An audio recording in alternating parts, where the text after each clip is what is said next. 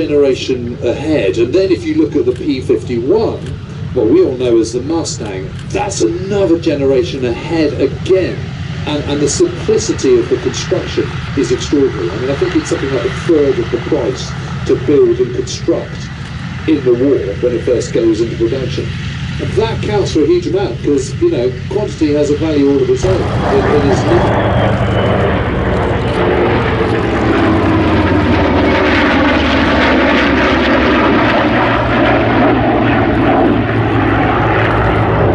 flying so slowly to fly alongside these vintage aircraft, but it is, but of course it's all flown by computers. The computers that control that F-35 are incredibly powerful. In fact, the aircraft physically couldn't fly without its computers. So this is the A model of the F-35. The three models we have: the F-35A with the US Air Force, the F-35B, which is flown by the Royal Air Force and the Royal Navy based in RF9, but this is the A model, which comes from the 495th Fighter Squadron, the Valkyries at Lake Erie.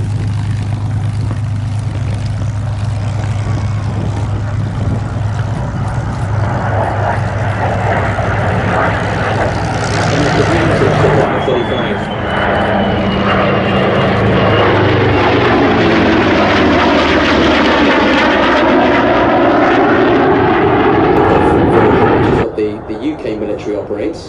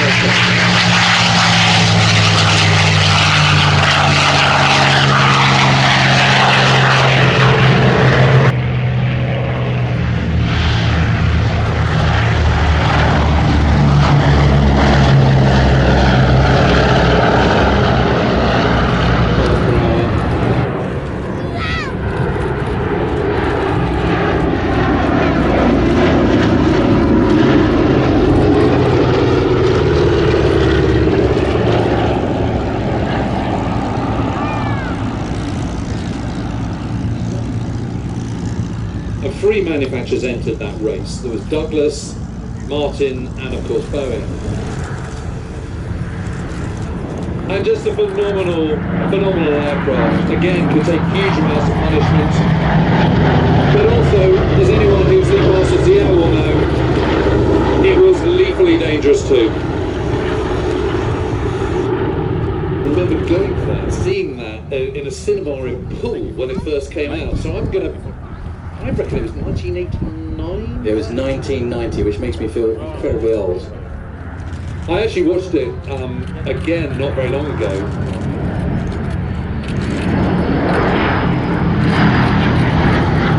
I have to say, I thought it really Brilliant, amazing film. The Bombay doors open on Sally B there, just as just giving us a belly side pass. Now, it always amazes me just how small the bomb bay and those doors are on a B-17. You compare them to some of the Royal Air Force heavy bombers from Bomber Command, and it just amazed me that a crew of 10 in a B-17 against a crew of 7 in Lancaster, and actually the payload of a B-17 was considerably smaller. Yeah, it's actually not that big for a 4-engine plane, and you're right that it can do about 2.5 tons, something like that, whereas a Lancaster at a push could do 10.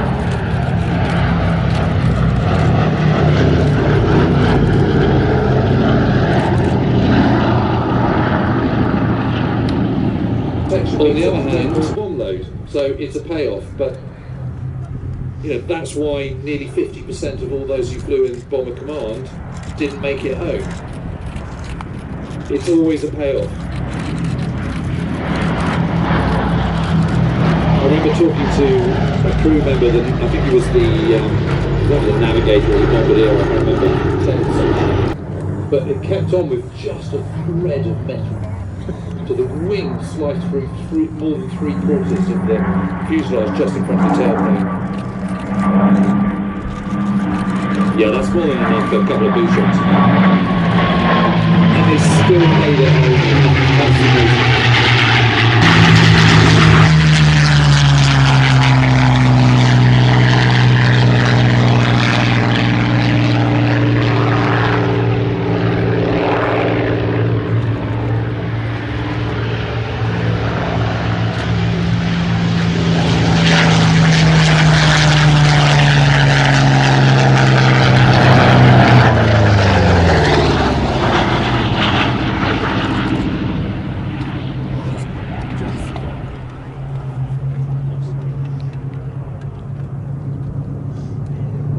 How can anyone say that's the ugly duck? Honestly, it's just fabulous, isn't it? A beast, but a beautiful beast.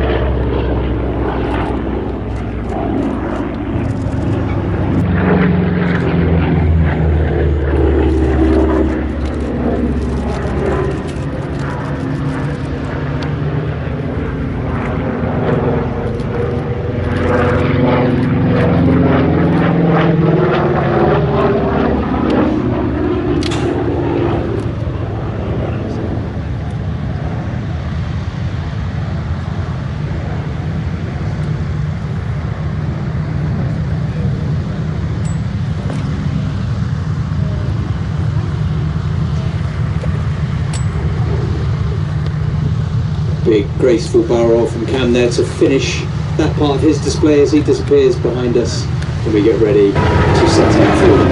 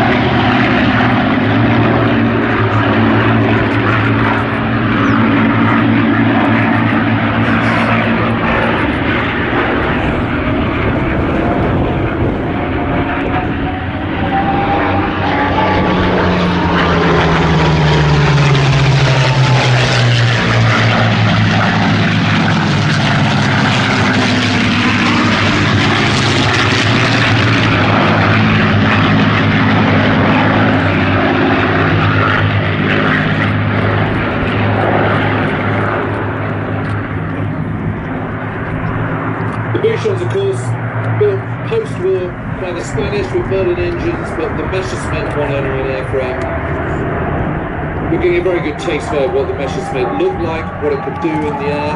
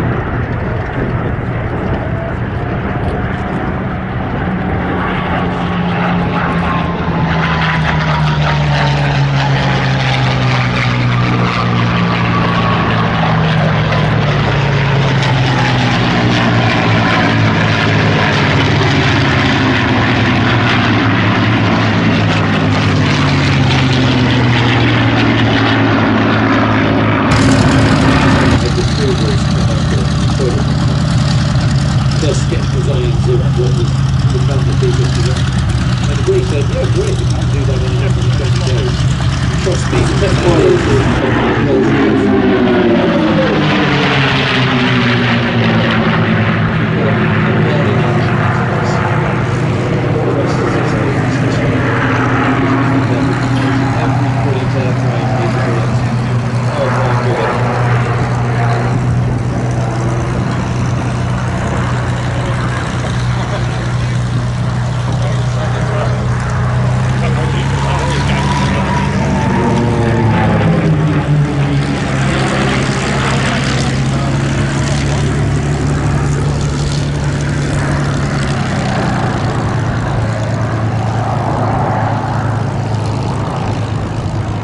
the B-47 and both the Bouchons now landed. Those in strong domination.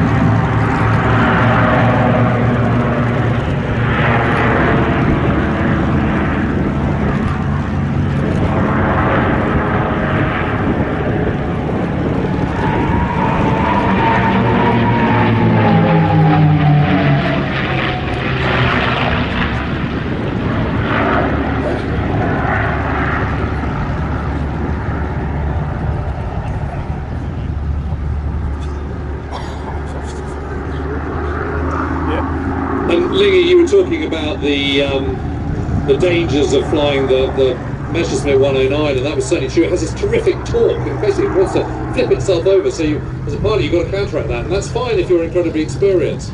What one has to remember is there aren't any two-seater fighter planes in the 1940s, so there's a sort of giant hours in their logbooks. So back in 1940, a Messerschmitt 109 pilot arriving at a squadron for the first time would perhaps have maybe 150, 170 hours in his logbook, but perhaps 30 or so on type. By the beginning of 1944 or end of 1943, that's more like 100 hours or even less, 90. And of course it's complete lambs to the slaughter.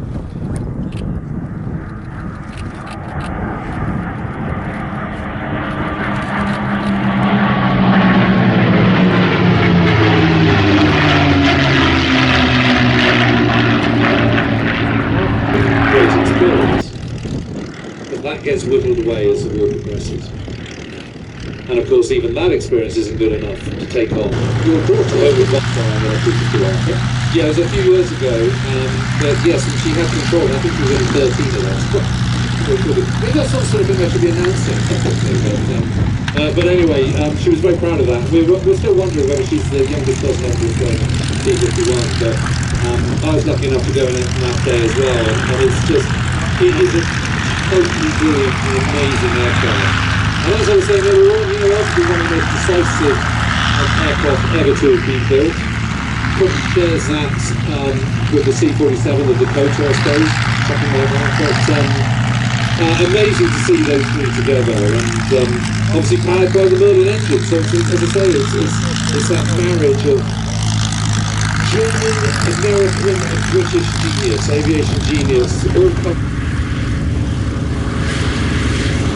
And rather like a European built aircraft pilots or about train. So in the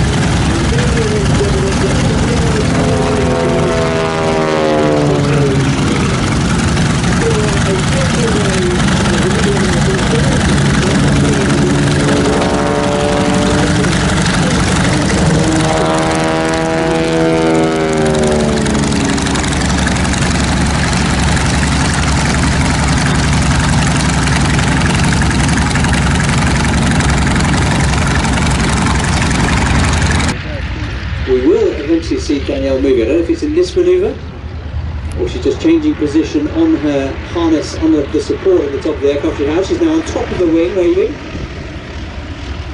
Big wave as they fly left to right, slow speed.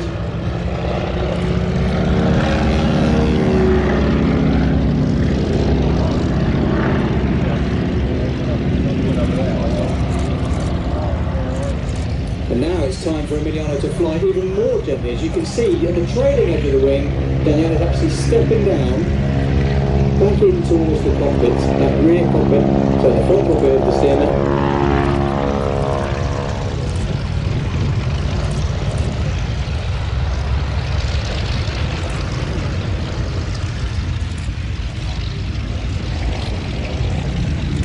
Got a rudder to line the aircraft up on the display line.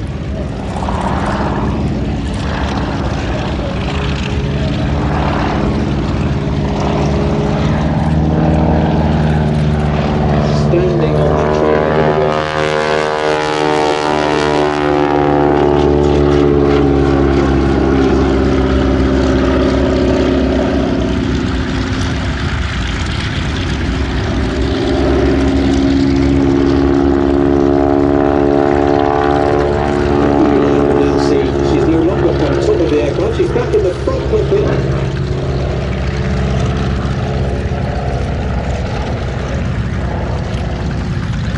So, what's the process of getting from the top part of a wing into the cockpit? That's a very good question. I think she does have a safety tether just to stop her falling, but she's moving all around the aircraft. And I think we're going to see something very unique for 46 Aviation, something that the other wing walking teams are not seeing do. But slow speed now coming in a bit closer as they come below 150 knots, 160 odd miles an hour.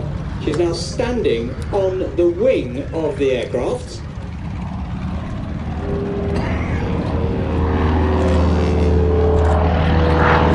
She's on that left wing, standing.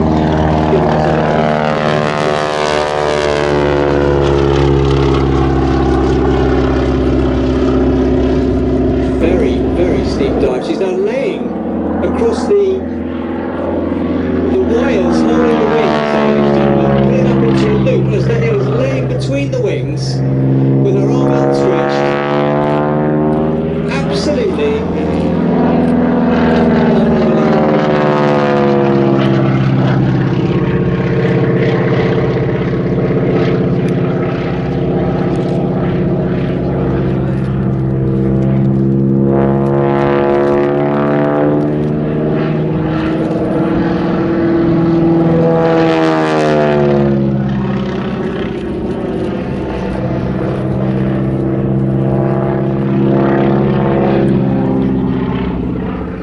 tight barrel roll there as well. As Danielle is still laid there. I think she's starting to move again now. You can see her standing back on that lower wing. She'll start positioning back towards the cockpit, I assume.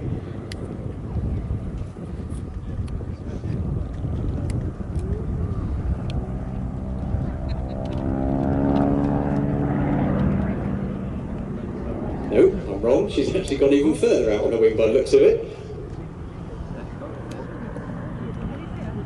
Everybody, slow speed cars, let's give her a huge wave.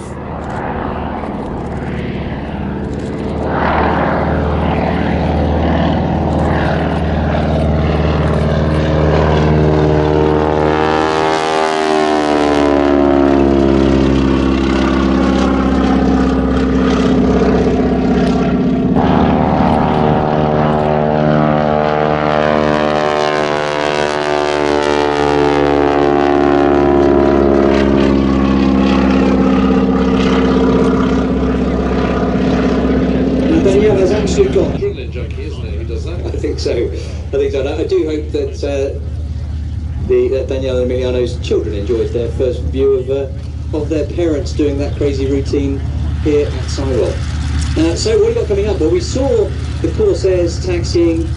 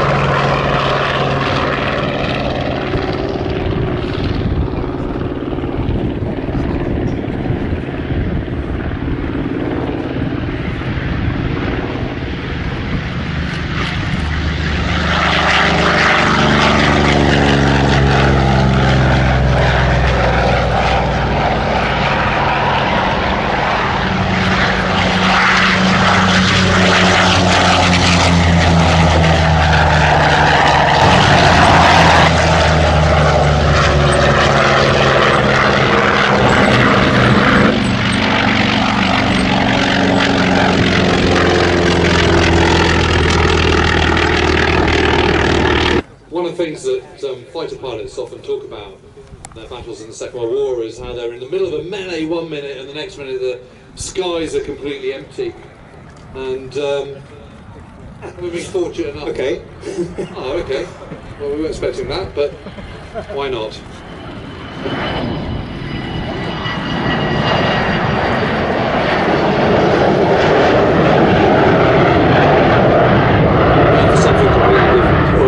They say it's all about communication, James, and we clearly don't have any communication with the control tower because this aircraft was actually due in. In fact, there's a little bit early. Yeah, that's how bad. We've actually been talking about those guys, but they're holding over this, so that's a little slip up on our part.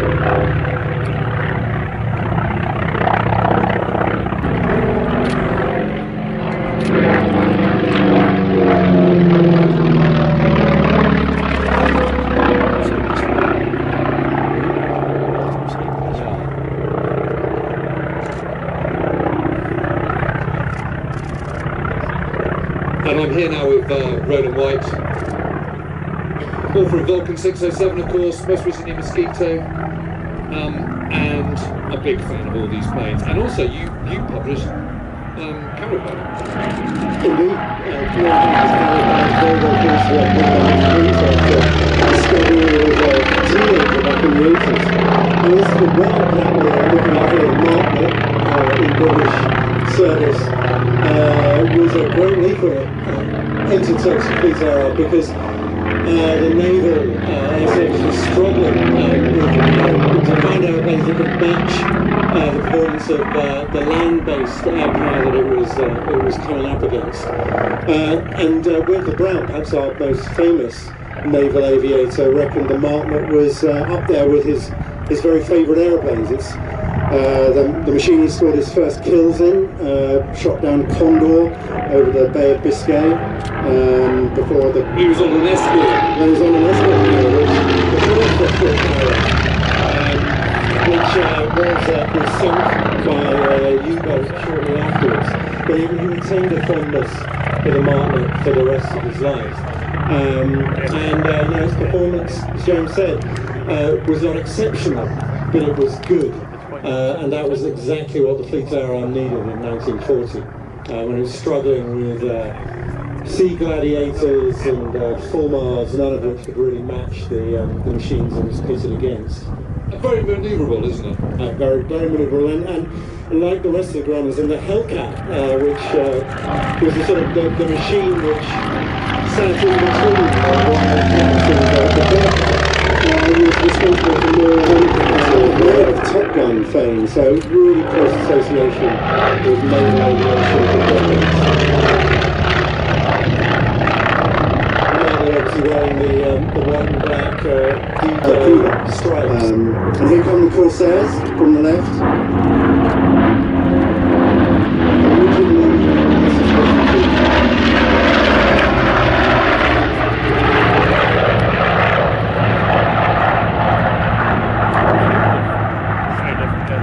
Originally the Corsair was not particularly well regarded by the US Navy.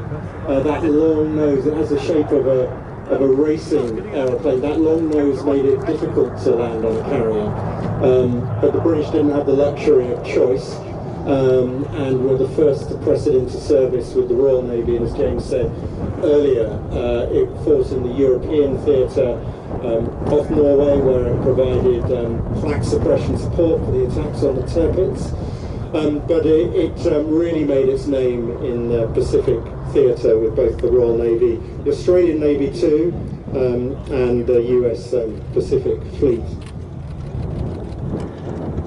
I've got to say I'm a big fan of the Corsair. I just think it looks good, sounds good, and it's just amazing to see. And I really go with that rule of thumb that if it looks good, it probably is good. I mean, it doesn't always work out, but for the most part it does. 9 times out of 10.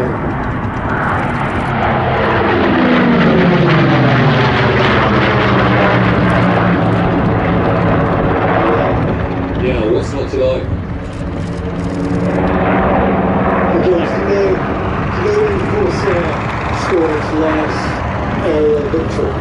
No, it must be Korea or something. 1969.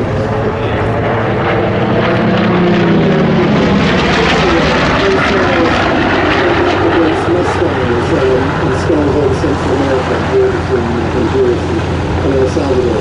So the last Corsair kill, I think the last Mustang kill too, was in 1969.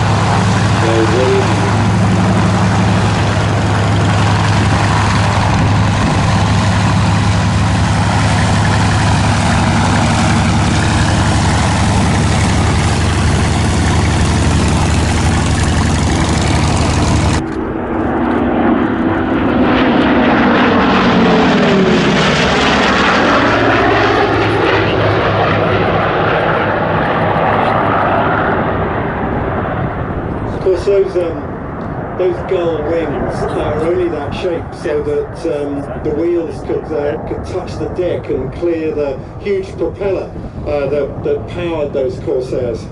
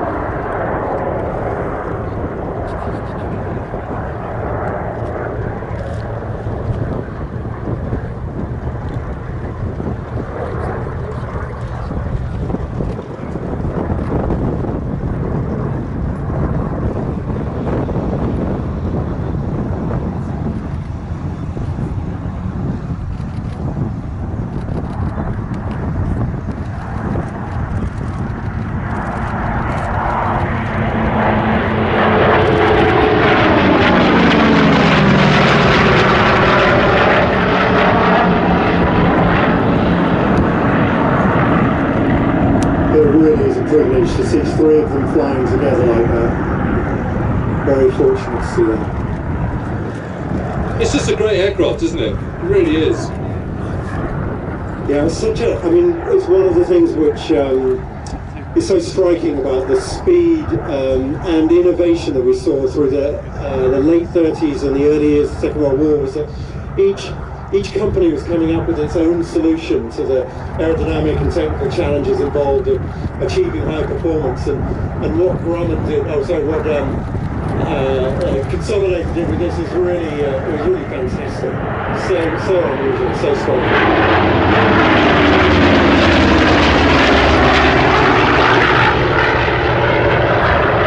That'd be brilliant, of course, rather than Consolidated.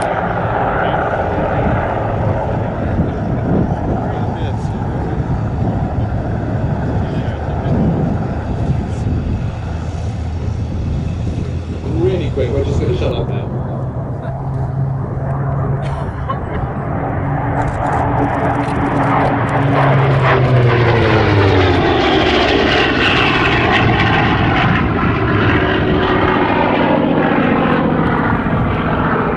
And this thing, folks, really is the pinnacle of piston engine fighter design.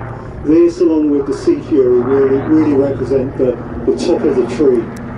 In fact, as far as I know, that but Bearcats still now hold their contemporary jets, so they had a real value in those transitional years, even as the jets began to make their mark. But you can see why it's sort of sparkling performance on display here.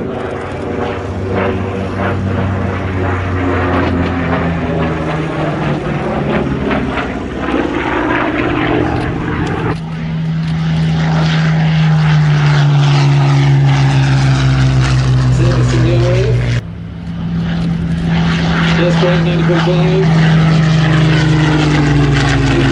There's still going to be complete, so they have to then take it to follow a special routine. It's generally the lead aircraft is fitted with a northern crew. So it's relatively early though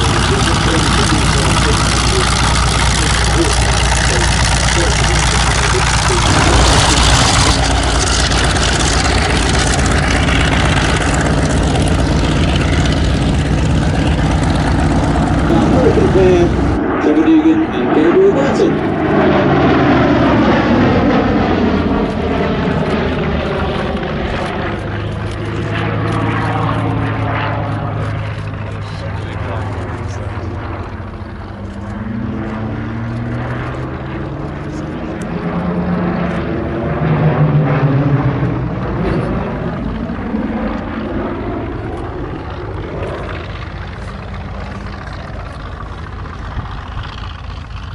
I've not managed to fly a Hurricane myself, but when I spoke to Trevor this morning, he talked about that high-speed entry for that loop, and so we need to get it going as fast as we can to enable us to have the performance for a loop. And actually, the cowling is much the same as well. It's just it's got a closed cockpit and it's a monoplane.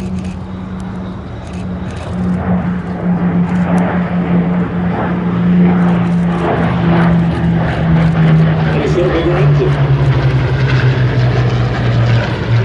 But what that does mean, of course, is that when you're trying to suddenly increase production dramatically, a lot of the machine tools and the know-how are already in place. And it's actually creating the machine tools is half the thing. That's the most expensive in new aircraft production. Spitfire, to the Spitfire. Whereas lots of taken over bits copied from earlier models. And that does mean that while it's sort of rooted in an earlier generation of aircraft, it is also easier to quickly produce the numbers.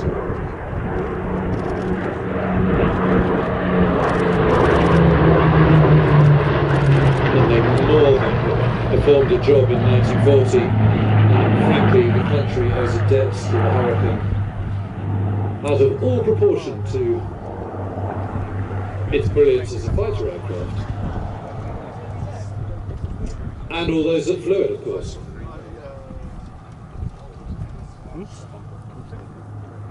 Well, one of the stark differences between the Hurricane and the Spitfire is the thickness of the wing. If you look at the front of a Hurricane, the thickness of the profile of that wing it's much thicker on a Hurricane and clearly much thinner on a Spitfire. And one of the challenges they had with the Spitfire was trying to fit all of the armament and of course the undercarriage, the retractable undercarriage, into the wing. So that was one of the challenges they faced, but some brilliant design, and they obviously achieved it. Well, yeah, thank goodness. And you know, that famous elliptical wing would never have been designed if the requirement had been to have cannons which are much bigger and chunkier than machine guns. Both the Hurricane and the Spitfire are equipped with 8 Browning .303 machine guns.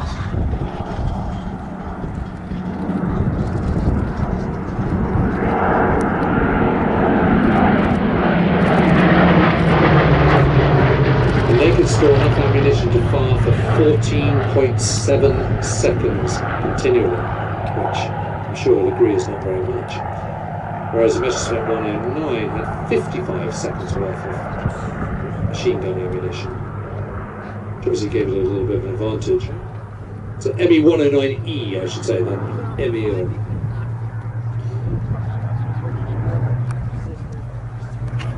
What that also means is the 8 Brownings on the Hurricane can be much closer together because of the thickness of that wing, whereas in the Spitfire they have to be spread out.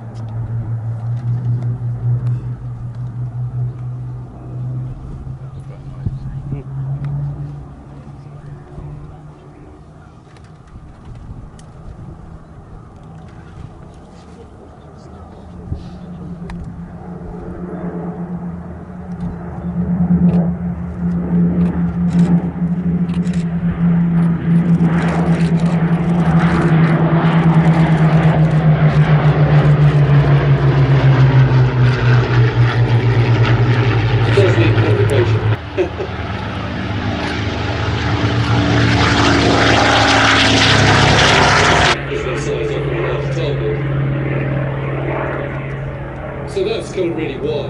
And I don't think you could argue that the Hurricane was better than the Spitfire Mark 1 in 1940. It just wasn't.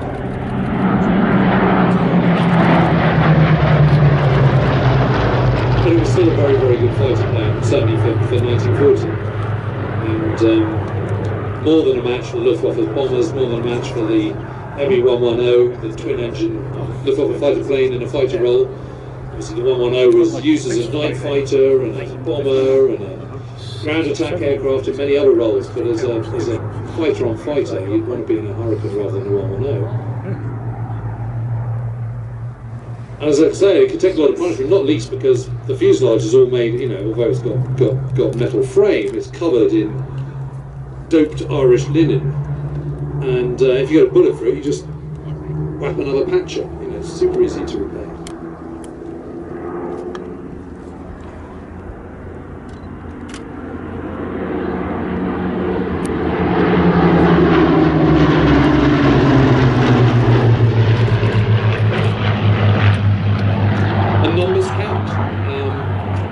And what the RAF were able to do and the Ministry of Aircraft Production was able to change was the civilian repair organisation, overhaul that. Production was overhauled. A lot of things were put in place, like shadow factories, which were where you sort of disperse from the main factory and have different factories producing component parts. That was all in place by May 1940, but it was Lord Beaverbrook, the press baron, Canadian press baron, personal friend of Churchill's, who took over as the first ever Minister of Aircraft Production in middle of May 1940, who really accelerated that change. Increased production of repaired aircraft back into flight rose by 168% between May and July 1940. Repaired engines by 145%.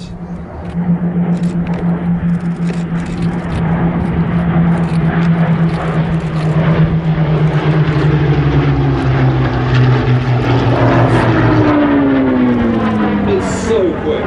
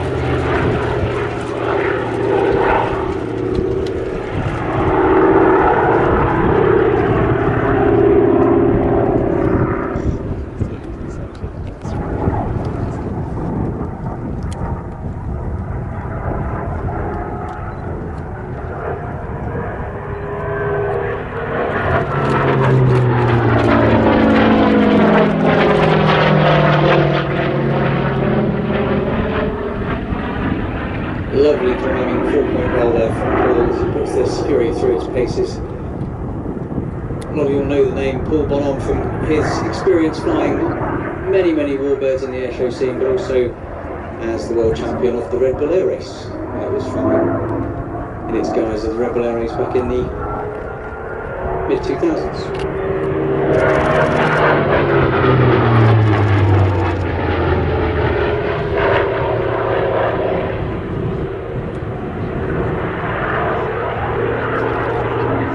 With the roll rate of the Fury here, as Paul flies it, you can see him doing those rolls. It's a very crisp A roll, so the roll rate looks very impressive as as Paul flies it through this display.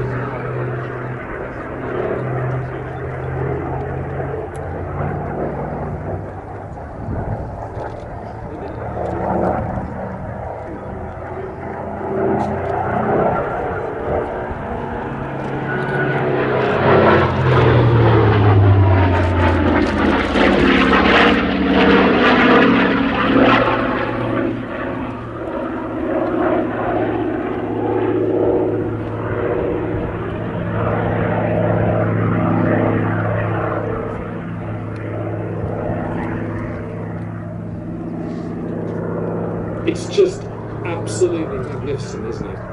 And I've been following the restoration of this amazing aircraft and watching Richard Grace and his team put it back to pieces over the last few years, and it's just brilliant to see it flying again and doing what it should be doing, which is manoeuvring around the sky very noisily, very fast.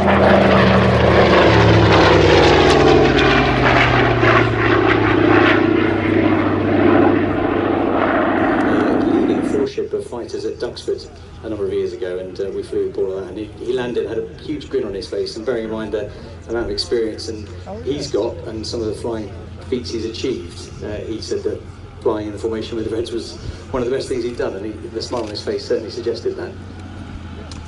I think obviously you've had a very long career yourself, and a very amazing career, but you've been on jets. Your ambition? Well, I was hoping to fly today, but unfortunately there weren't enough aeroplanes and too many pilots, so they stuck me in the commentary box, which I'm very grateful to Richard for. Thank you, Richard, if you're listening. But no flying for me today, but I am very lucky. I do fly some of the warbirds here at Sywell for air leasing and Richard Grace's outfit. And in fact, these wonderful tiger moths in front of us. I get to have a go on those every now and then as well, which is fantastic.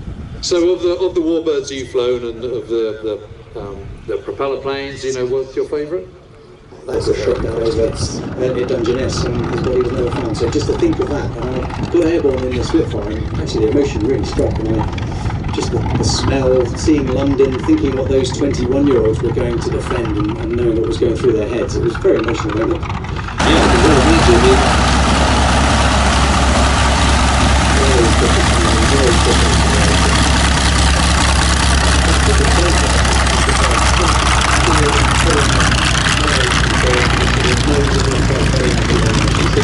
Spin recovery, to recover from any departed flight, is very instantaneous. You just almost centralise the controls and tell the aeroplane to stop, and it just does what you tell you. It's a fantastic aeroplane for these type of aerobatics.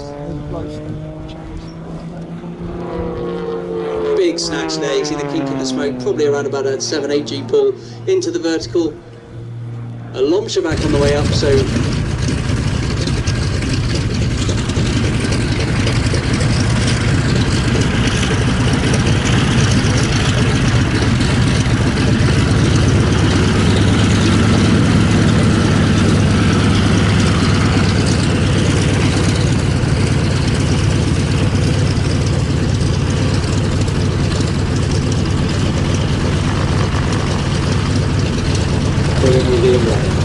so there you go, a little history of Sywell Airshow. Now, taking off on runway 21, we have the beautiful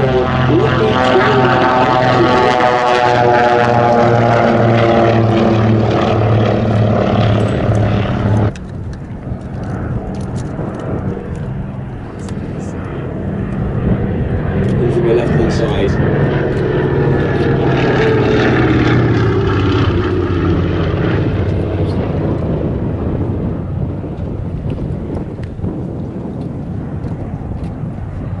While this aircraft looks like an early transport passenger aircraft, indeed that's what it's fitted out for now, it does actually have a very clandestine history, this very aeroplane.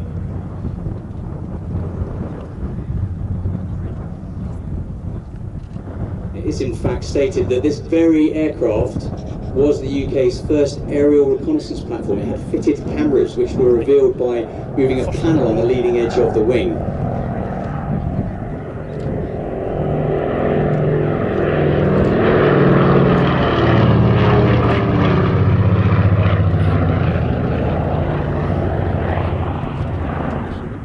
So an Australian aviator called Sidney Cotton was tasked with working alongside the French to develop ways of using an aircraft to obtain covert intelligence over what was then developing Nazi Germany in the late 1930s. And Sidney fitted these cameras so that he could activate them with a press of a switch underneath his seat. And in fact, in 1939, he was flying this aircraft in Germany and did some tour flights with some of the Nazi high command. I think Kesselring might have been involved, and he actually had Kesselring in the right-hand seat of the aircraft, letting him fly it, and then Sidney Cotton would open the cameras and then start taking covert pictures using this aircraft. Beautiful topside. Cameras ready, ladies and gentlemen.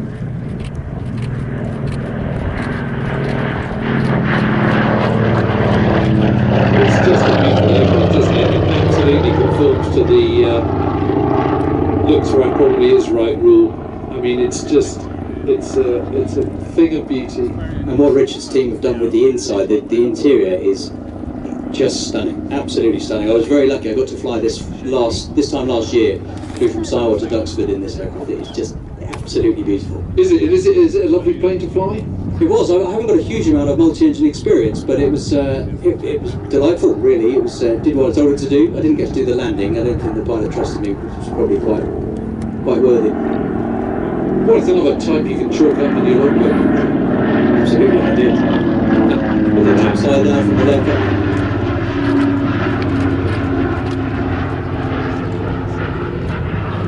So what's the thinking behind the twin rudder? Because obviously it's aimed on a lot of other aircraft, not least the Lancaster.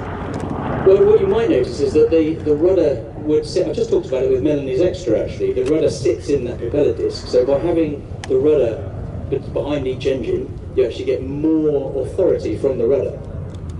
So because of the slipstream, because of the slipstream, that would certainly help. But what effect that would have if you had an engine failure, I don't know. I've not asked the pilots who fly this aircraft.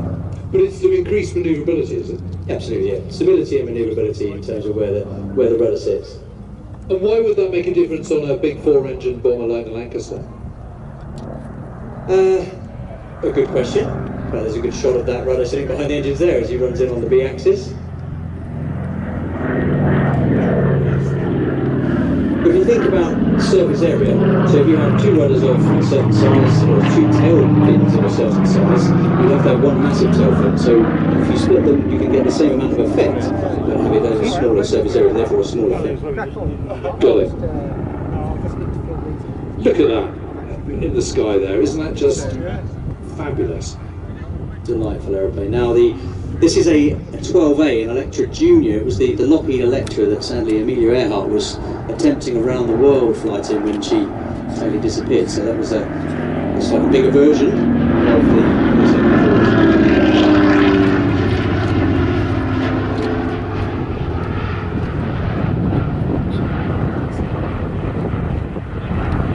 incredibly.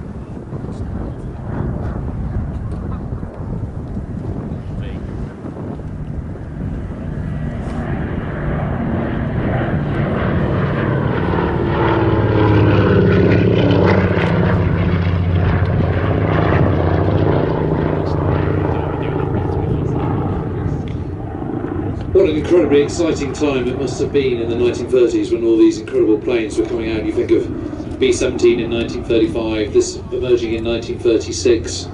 Those prototypes all coming out in shiny, silvery, lack of paint, and just imagine seeing this for the first time. And you think, just in a matter of a few short years, we've gone from a biplane era to a monoplane one. Think how futuristic and modern that must have seemed to a civilian on the ground looking up at that in 1936 when this first flew.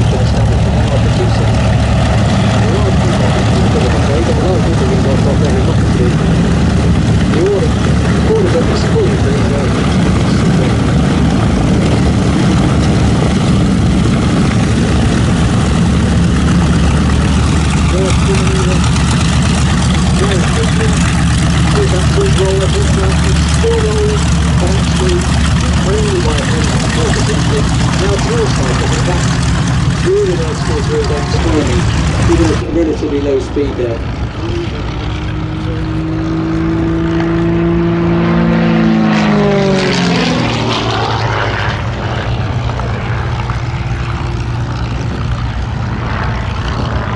Probably heard me talk about the control surfaces, the aileron, rudder and elevator. Oh, there's tumble there, that's our right. The elevator's rudder and elevator ailerons are within the prop disc. In fact, the ailerons on a Gamebird are far bigger than those of an extra, so even more roll authority in this one. The Eagle Eye, the one you may see both on Melody's Extra and on this Gamebird, that there's a hanger-esque.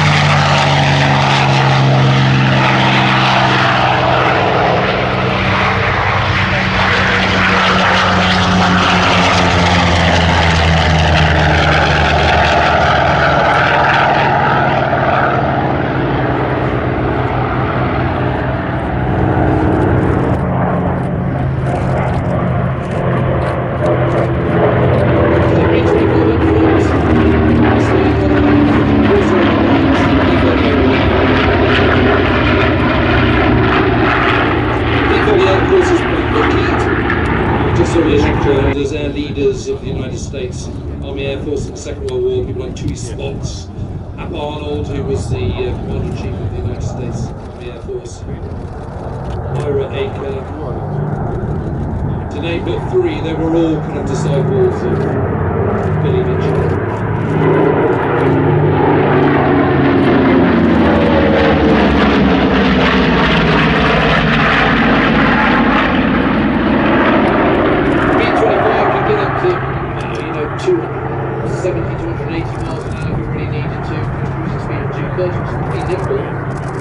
Very versatile. I was talking earlier on about the need to destroy bridges and marshalling yards in advance of D-Day. An absolute non-negotiable prerequisite for that operation across the channel.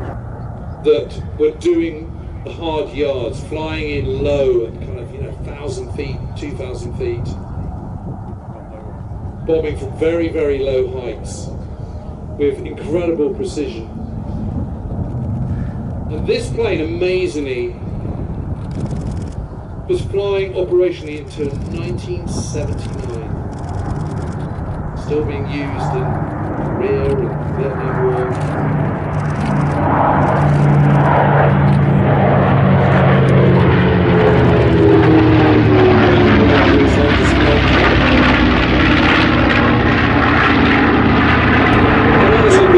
To a lesser extent, and of course the B-29 Super Fortress. But these medium bombers were awesome, it's particularly so in the second part of the war.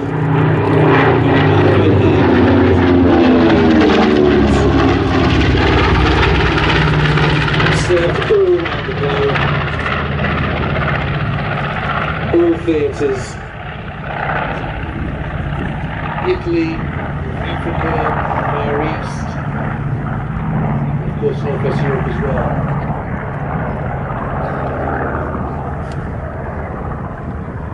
It's giving me goosebumps watching it, James. It's just this beautiful aeroplane. It's been flown today by Frederick Handelman, one of the Flying Balls pilots, who also flies the Flying Ball DC-6.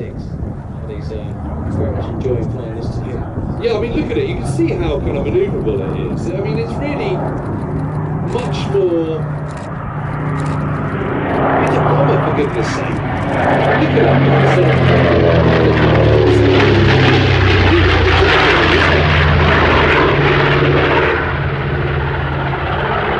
I see that And I just think of these planes flying in formation over France, early May 1944, ahead of the invasion, to attack some bridge over the River Loire or something, you know, coming in low. And the amazing thing is that these bombers, these twin-engine bombers like the Mitchell, destroyed every single bridge over the River Seine.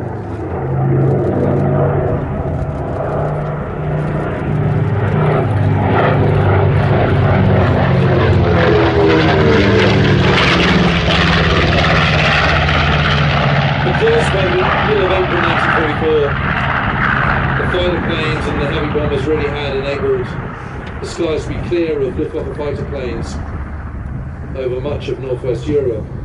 By the middle of April, the biggest danger to these planes flying in the months just before, the weeks just before D-Day, was really from flank anti-aircraft guns on the down below. And of course, if you're operating at such low heights, you've got very little room for manoeuvre if anything goes wrong. But their speed and their agility certainly counted. You know, obviously it's much harder for anti-aircraft guns to hit something that's moving fast. And they were incredibly successful. Another major operation was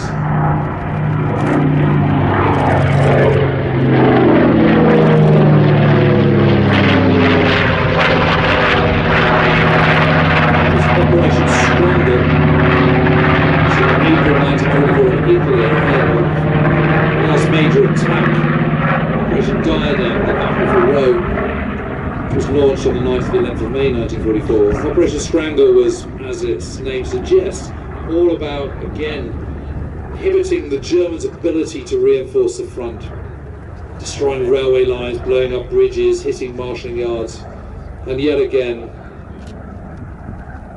the Mitchells and the other medium bombers were mainstays of this, operating very successfully in the Mediterranean.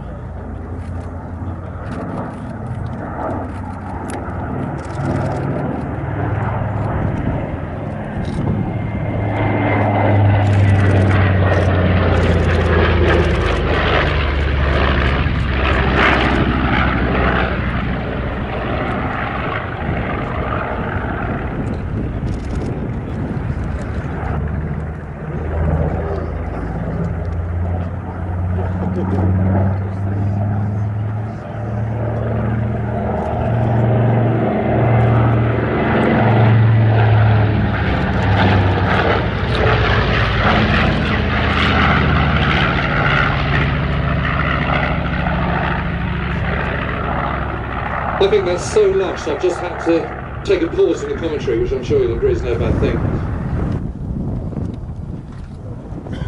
Now, looking over to your right, in the lead now we have the P-38, pulling up into a 3-ship loop with that P-51 on his left wing and the Corsair on the right.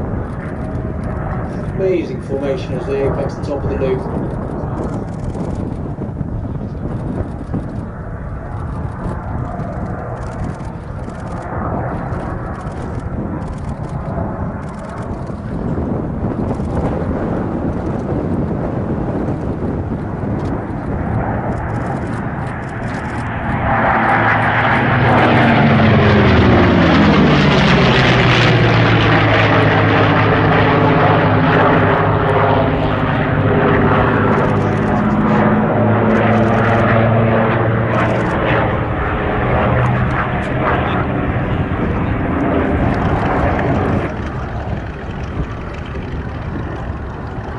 P-38 being flown by Raymond Reedman, who sounds like he has the worst job in the world. He is the chief fixed-wing pilot for the Flying Bulls, so he gets to fly all of the fixed-wing aircraft in the Flying Bulls inventory. DC-6, the B-25, the Lightning, the Mustang and the Corsair, so rather envious of his job.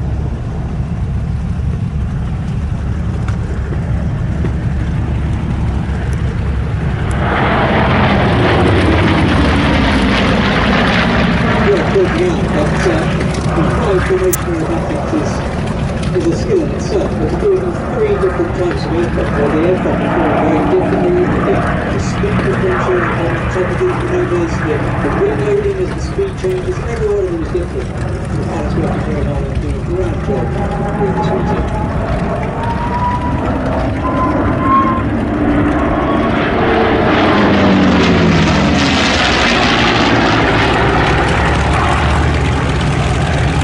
Piloting the P51 is Escal Eagle.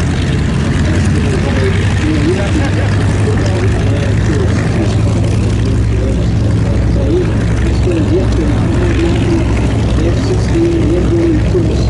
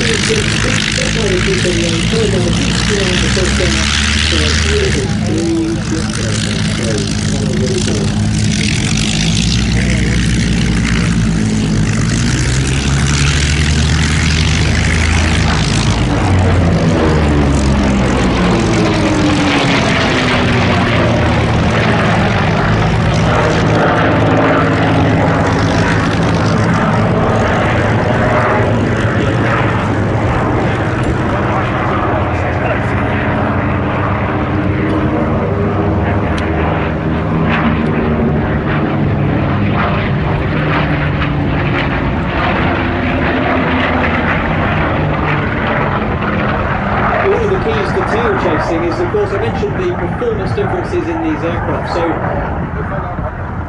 because the engines might be performance limited, actually you can see a good example. Escal just cut the corner there. He's flying a smaller loop than the P-38 to try and cut the corner and prevent him going longer. As he rolls out slightly above him, it's called lead and lag, and it was definitely a dogfighting principle during the Battle of Britain, Second World War.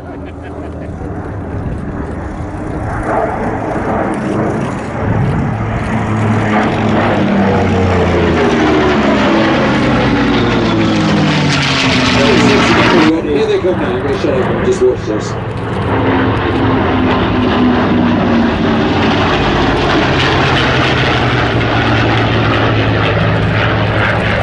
It doesn't work. One plane can work brilliantly in another, and P-38 is a case in point, really. And I remember one time I have to go to the toilet. So from the right-hand side, cameras ready for another pass by the Flying Breeze.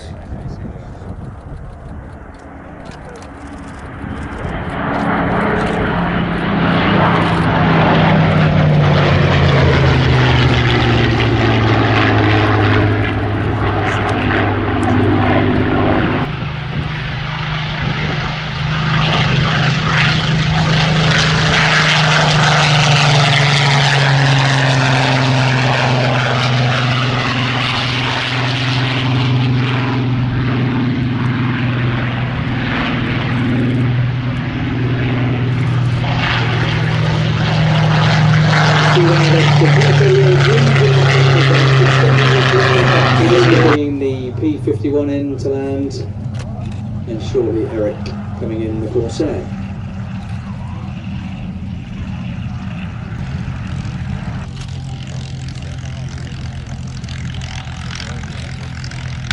You can see it starting up on the flight line, that lovely smell of the fuel wafting over us here in the crowd.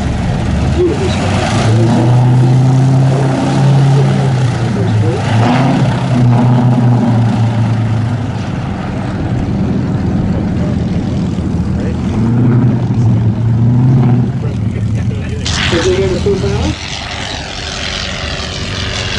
Who needs a long runway when you've got a triplane or a vintage triplane. I wasn't expecting that, I have to admit.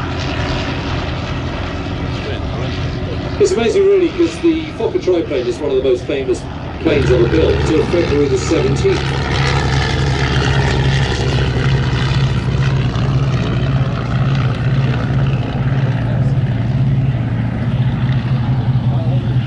Red Baron scored the last of his 17 victories. I say only the last 17. I mean, that's still a heck of a lot. But most of his era victories were not scored in the triplane. They had all sorts of structural problems to start off with. The wings kept collapsing. Incredibly maneuverable. And of course, the triplane era, it's all about maneuverability rather than speed. Although it didn't, flying straight and level, it had none of the speed to match a lot of the Allied fighter planes of that time. SE-6 and so on. And actually had a comparatively short run.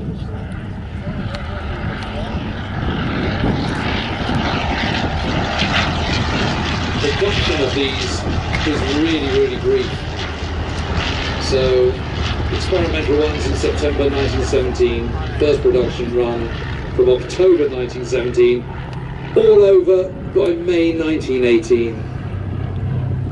And in May 1918, by that point, the plane that is coming into service is of course the Fokker D7, which is the biplane you see following cantilever wing and improved ability to climb and excessive manoeuvrability. In actual fact, once Richtofen was killed in April 1918, the person who took over as commander of JG-1 was none other than Hermann Goering. And most of his victories were scored in the D7. Top speed of the triplane, about 110 miles an hour.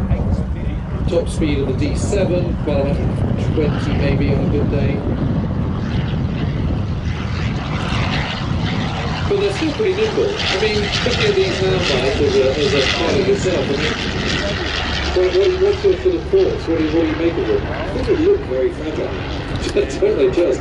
Not to be fighting it, pulling around the corner. And I can live in the early days of aerial warfare, so I don't think they even know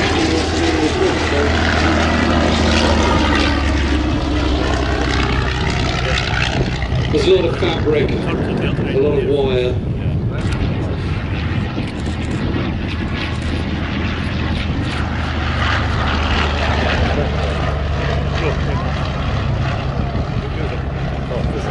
In fact, the first triplane was made by Sopwith.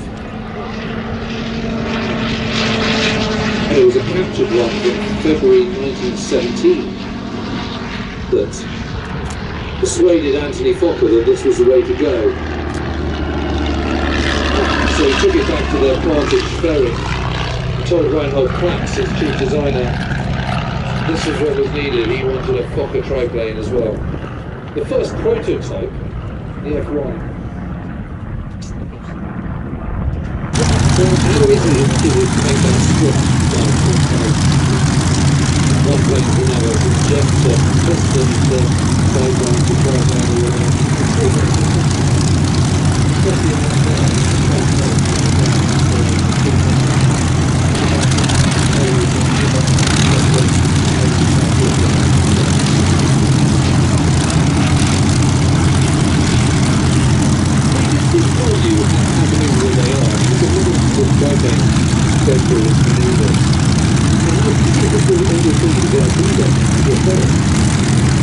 You've got to slow down on that traction on the road. If you're over it, apply those skills to your skills to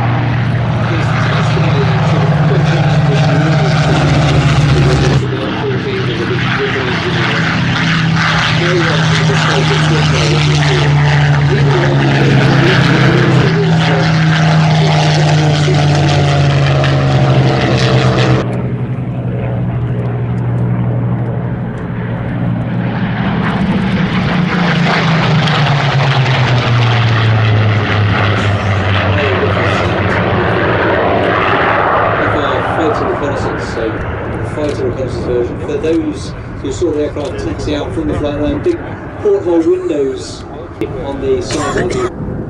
And it was Shenstone, Smith and Falley who were really responsible for the elliptical wing rather than Mitchell.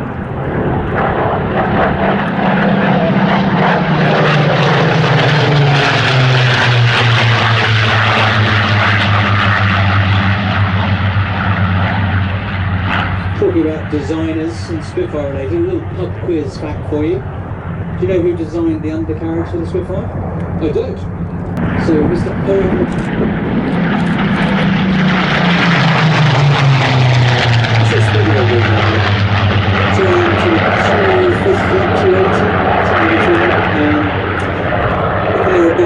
so far, you can hear the on the radio, the other 7 are joining up into formation. We're going to get a warp shriek of a 9-ship flying past with the Griffin powered. Those Griffin engines. Aircraft are now peeling out to the south, where I'm sure if you look behind you, you can see 7 aircraft already in formation.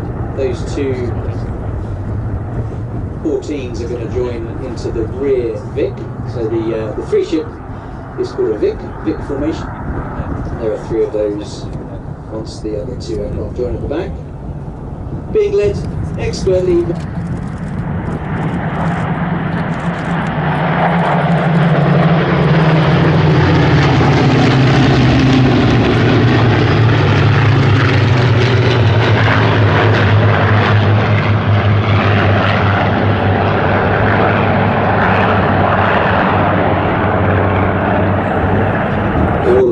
Was the call there, so we're joining up into those 3 Vics I mentioned earlier. Number 4 position, flying EP-120, a Mark 5 Spitfire, is Rolf Muir. And reversing to the left calls Paul in the lead there.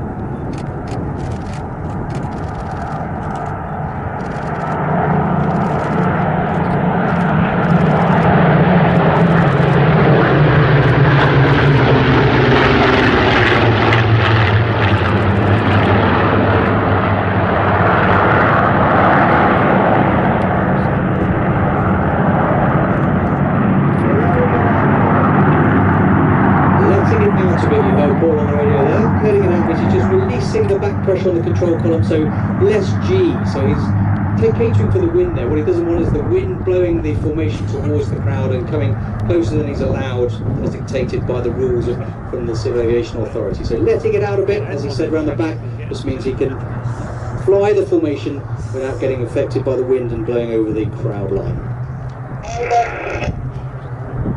And now tightening, that's the opposite. He's pulling back on the stick just to pull a little bit more G and tighten the turn to complete this flight.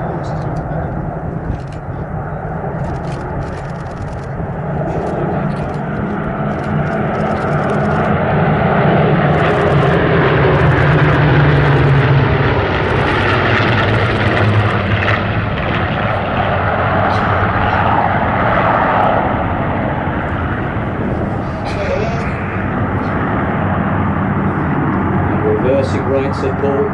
In the middle of the formation, furthest away from us now, but in the middle on the right hand side is George Hay flying his Suffolk Spitfire RW382, that's a Mark 16. And on the left wing of that middle formation is Ben Cox flying in M.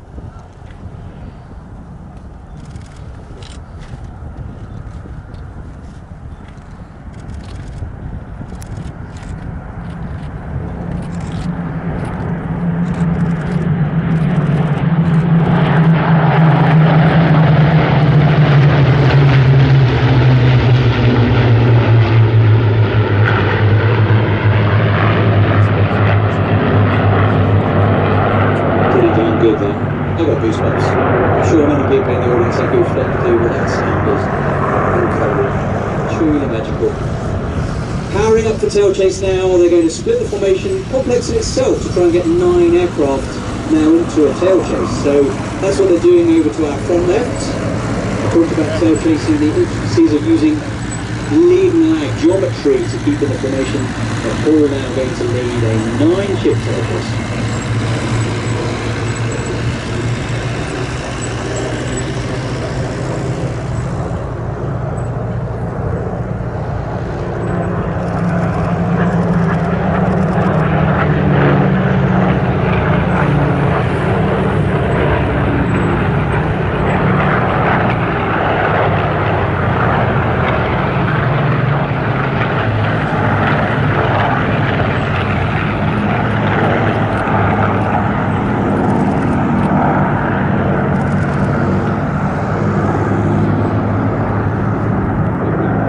Doesn't look real. It looks like one of those photoshopped pictures where you see one aircraft and time stills of the photos, but it is real life stuff.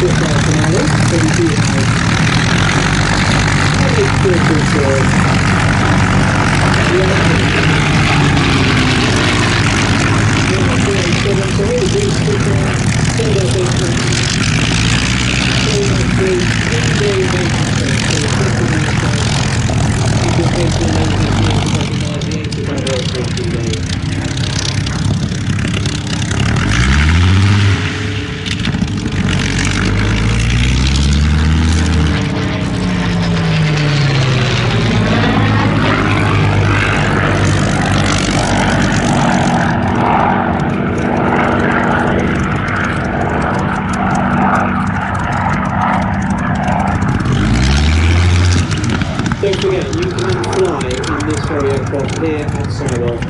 Warbird.flights.co.uk. The back seat gives you a feeling of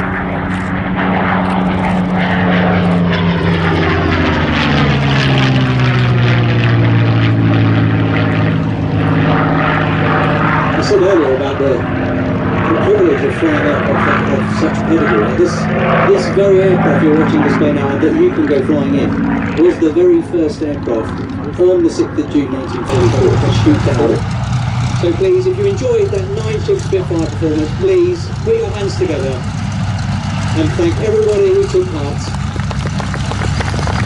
And to Richard and Paul for photographing what was truly superb.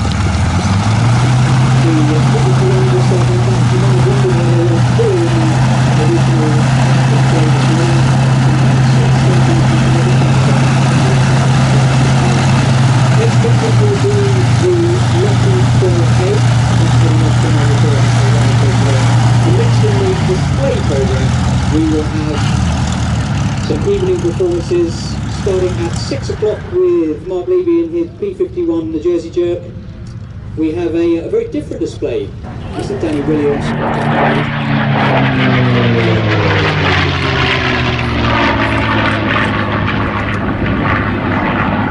And that was a pretty pass, wasn't it? He's not doing 250 knots there. That was probably around 300 as he dived in from the east. Getting as much smash on as he could chat. Perfect chat. We're going to talk about max chat. What do you think talking about? Max chat. You ever heard the term max chat? I never have. When you talk about full power, max chat. See when you had air temperature. That's what air temperature is. Well, what do you know?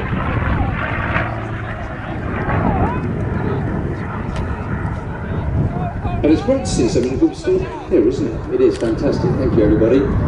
Mark's had a busy day. He actually opened the programme this morning, flying this very P-51 on the wing of the with the F-35, or on the wing of the P-47 with the F-35.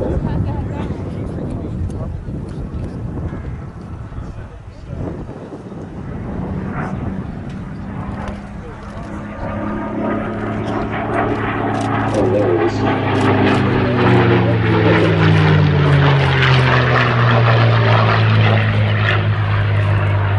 One of the legendary fighter pilots of the Second World War was Don Blakesley, who ended up being commander of the 4th Fighter Group based at Depton, which was a former RAF one. He'd been part of the Eagle Squadrons. The Eagle Squadrons were all shifted over into the 8th Air Force in 1942.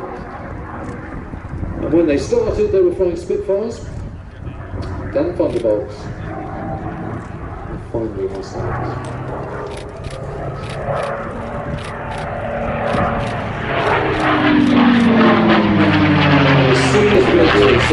Single-seat fighters.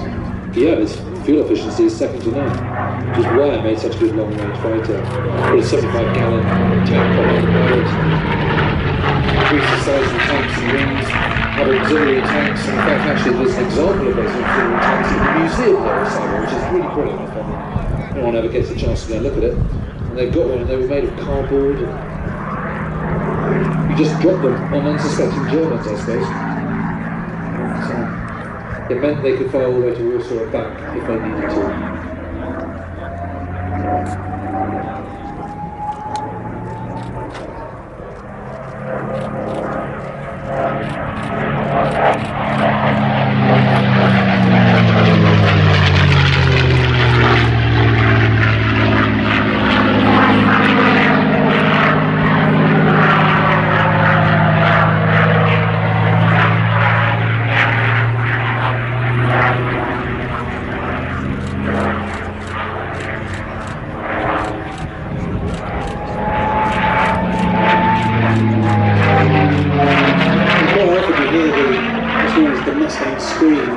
whistling noise, which is the air flowing over the gun ports. So imagine blowing over the top of a beer bottle, and you get that whistling noise. Same effect when you hear that Mustang scream. And another pub fact for you: some of the R2-D2 sound effects in Star Wars were actually the Mustang scream. I didn't know that. God, the things I've learned from you today, Lingy, it's amazing. Groups could not have been greater. You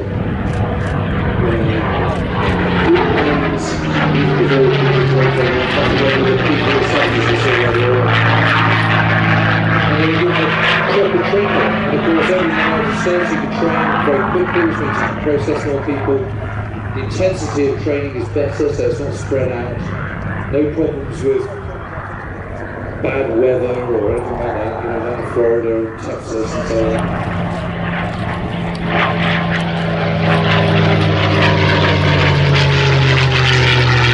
Because it's a bit like driving a car. After a while, you don't think about switching the indicator or slipping it into work gear or whatever. You just do it. It's sort of muscle memory. It's semi-automatic. And really, as a fighter pilot, that's the situation you want to be with flying the plane. You don't have to think about flying the plane. You just want to do it. Which means you can then concentrate on the difficult role of actually being a fighter pilot.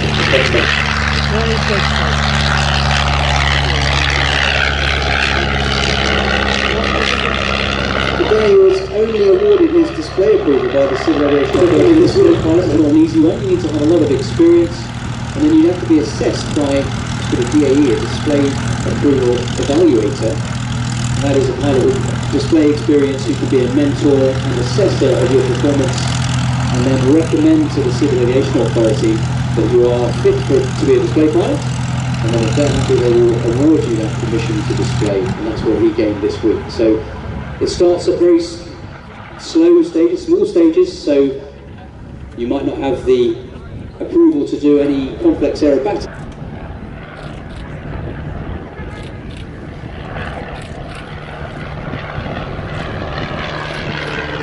It's such a lovely looking plane, isn't it? I love flying them. I'm very lucky. Ian Castle here at Sywell, he allows me to fly his Tiger Moss from time to time. It's such a different way of flying. The open cockpit, as I mentioned, is really light, very responsive controls. It's a bit slow, but it's nimble at the same time. So, as you can see down here, as he comes around in a turn training on the side of the aircraft. Especially to me, my airplane pilot, he was a Lancaster pilot, but his first solo in a Tiger Moss, and I've got it on his logbook, which is a very special when I first got my hands on one of these and got to fly it. But the reason why we put this in the show this evening, gentlemen, is to talk about a very special scholarship indeed, and a very special foundation. So unfortunately, back in 2019, Captain Thomas Castle, who was the son of Ian Castle, he was tragically killed in an aerobatic accident. So Tom was very keen on the Tiger Moth. In fact, the black, red and silver version you can see out on the Flightline there, Gianti, is now known as Tom's Tiger. He looked after their aircraft so magnificently. When Tom was sadly killed in 2019, Ian set up the Thomas Castle Aviation Heritage Scholarship, which enables budding display pilots or budding pilots to learn about vintage aviation. They can come and get the scholarship 5 hours to learn how to fly tailwheel aircraft, vintage open cockpit biplanes, but also get really involved with the engineering side of what it takes to keep these aircraft in the air. So a very special scholarship indeed, and that is what Danny is showing today to generate support for that amazing foundation. Well, good for him. But there used to be one place left in the UK where you could fly skydivers like this and learn to fly on a Tiger Moth, and that was at Marshalls at Cambridge. Is that still the case, do you know? I think you can fly absolutely. There's lots of examples of the Tiger Moth around. So yeah, I think, I don't know the next that, but there's definitely lots of Tiger Moths flying in the UK. Yeah, but to learn to fly on that, can you do that? Oh, well, that's what this scholarship is. That's what the scholarship is there to teach people how to fly inside the aircraft. So I mentioned that DA, that display approval that Danny has. You can notice it's not an aerobatic DA. Remember, I said it starts at the very, that was in 2010. It was then operated by Ian and Thomas here at Sywell, and they really did look after it, and keep it in such a fabulous condition. After Tom's tragic accident, the Scurf family actually made the aircraft available to the scholarship, and they've been operating here with this airplane since 2020. So very, very good to them. It's truly magnificent display in front of the camera.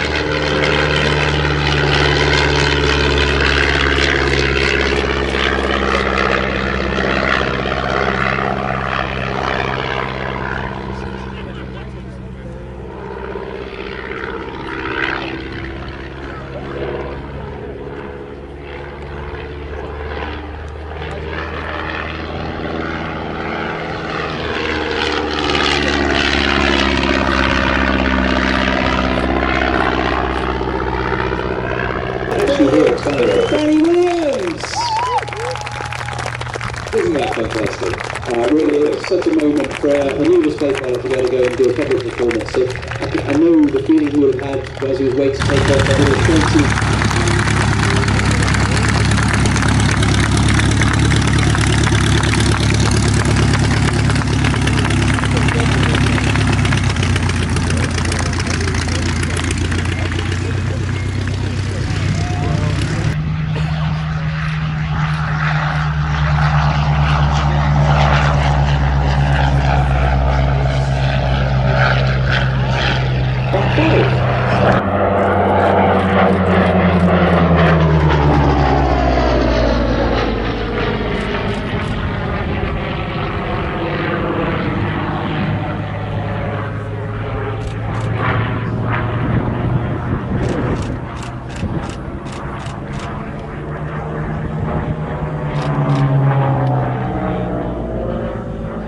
But to cut a long story short,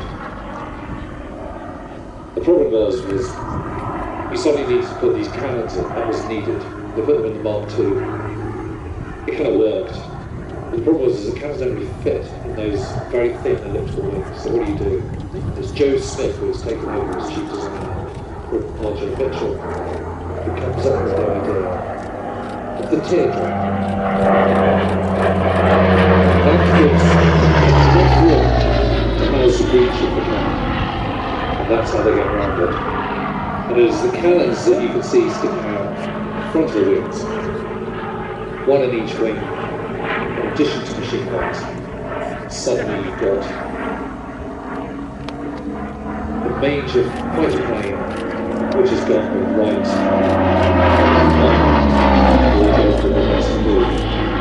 and that is a game changer. But the interesting thing is, they were thinking they were going to have to scrap the Spitfire because they just couldn't see how they could house these cannons. And the teardrop was the simple, genius, brilliant answer to it that ensured that it went on to fly throughout the Second World War on into the 1950s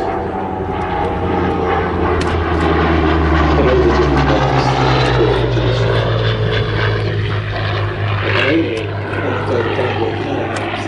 In fact, this very aeroplane was, I think the year before last, I was tasked with a display on Sunday morning in this very aeroplane. The night before, I'd flown the grey Spitfire display, which doesn't have any cannon. Just listen to the noise of this machine and finish the story.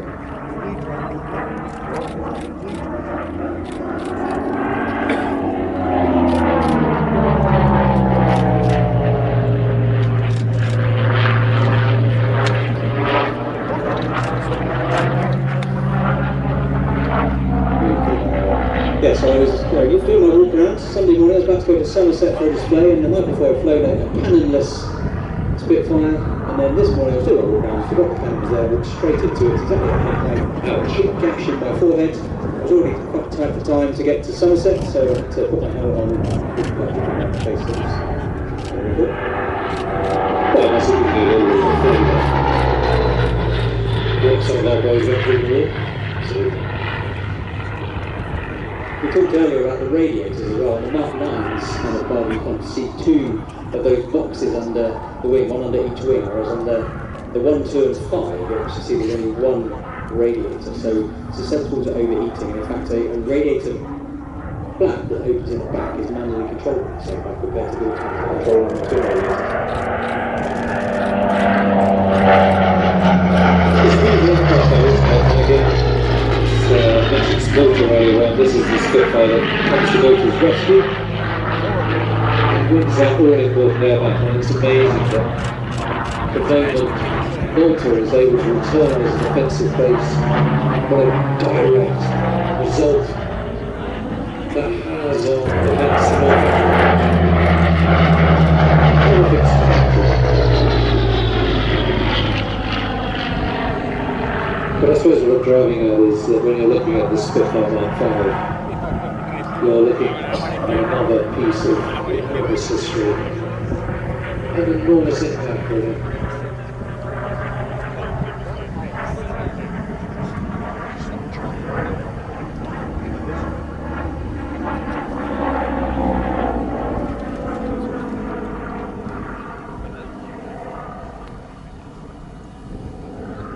What a perfect finish, you know?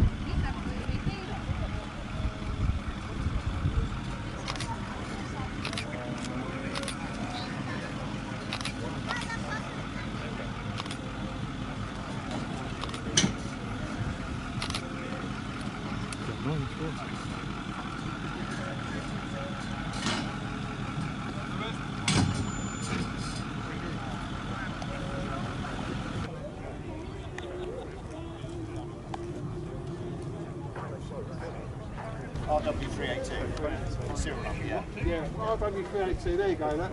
RW382, meal weight 10. It's just a bit.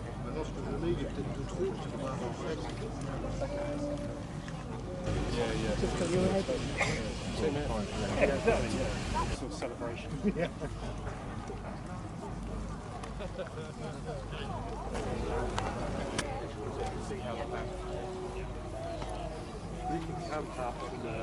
Yeah.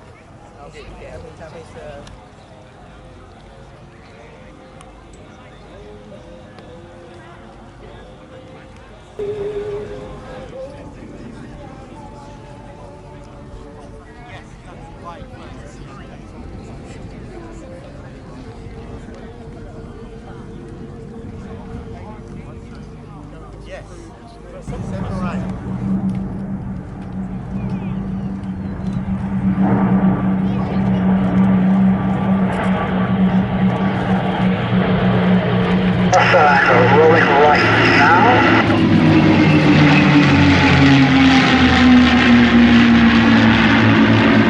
The P-51s continue their performance above.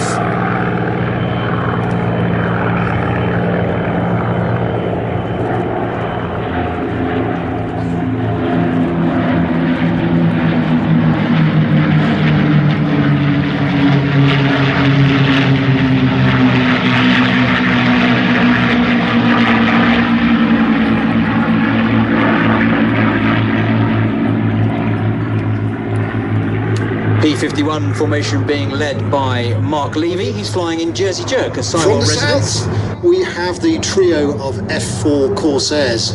So we're staying with the Navy theme. This is the bent wing bird, or the Whispering Death as the Japanese knew it. This is a late Second World War fighter aircraft. I think it first debuted in 1943. The dear old Wildcat, which you just previously saw, held the fort for the first 2 years of the war. And they realised that the Wildcat was all over.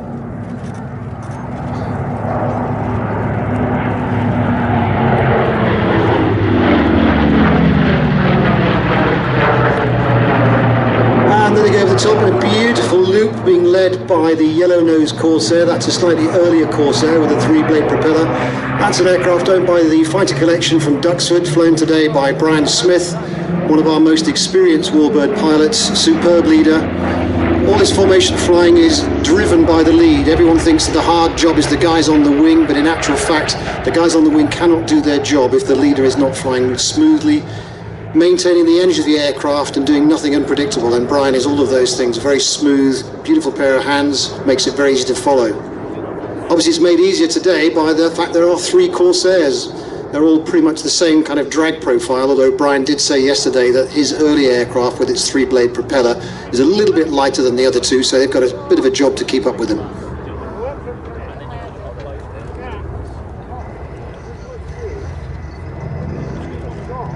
So rolling out on this pass, a sum total of 6,000 horsepower coming past from left to right.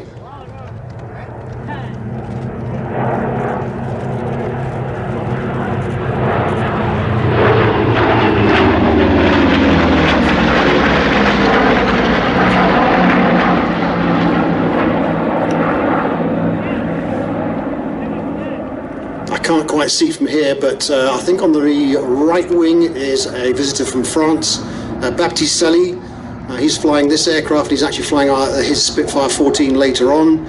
He's come from France, from a 3-generation aviation family. They're based down in Ferté-Alais, which is a little grass airstrip down just to the southwest of Paris. Their equivalent of our old Warden Shuttleworth collection. And his grandfather, father and himself have all flown vintage aeroplanes. They specialise in a lot of First World War aeroplanes, but they've branched out into the Second World War stuff. And he's out on the leader's right at the moment as they make this pass.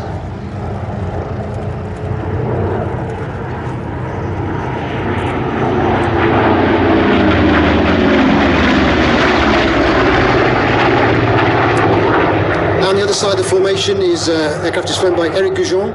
Again, the gentleman from France started his career as a Mirage pilot in the French Air Force. Obviously lots of military experience, gives you all that formation experience, and he's taken that into his civilian career, and he's a full-time pilot with the Red Bulls, and you'll see him a little bit later on flying in the same position, but this time following that lovely silver P-38 later on.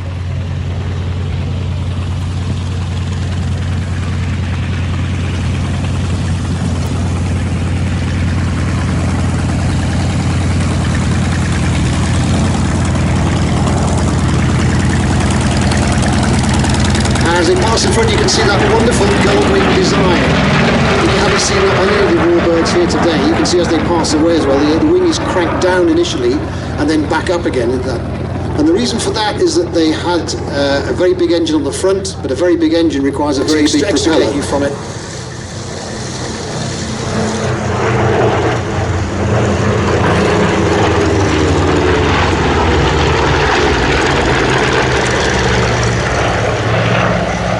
So the aircraft was capable of well over 400 miles an hour, which made it the top predator in the Pacific theatre. But that's the B-25. Running in from your right, the Red Bull Air Force.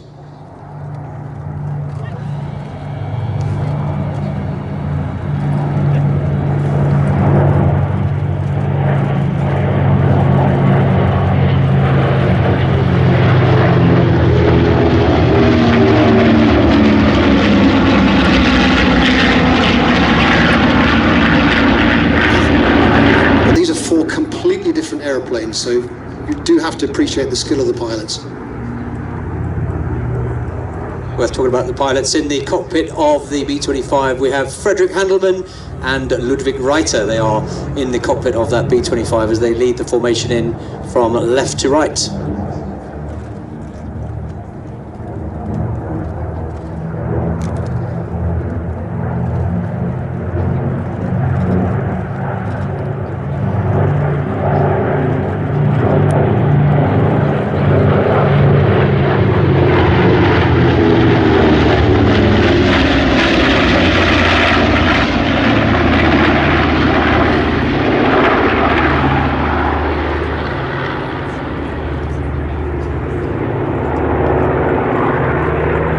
I'm sure if you had a chance to go and see the aircraft when they're parked down at the south end of the airfield, they are simply immaculate.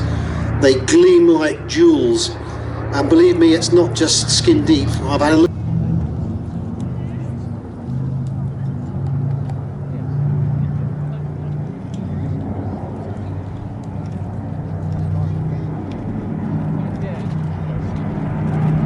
B-25, lifting now.